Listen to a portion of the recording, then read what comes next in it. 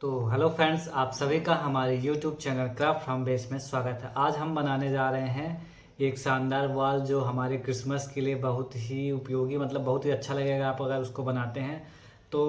वो वॉल मैं आपको बहुत ही इजी स्टेप में बना के दिखाऊंगा। तो चलिए चलते हैं अपने वर्किंग टेबल में और बनाते हैं एक शानदार ऑर्नामेंट्स फॉर क्रिसमस।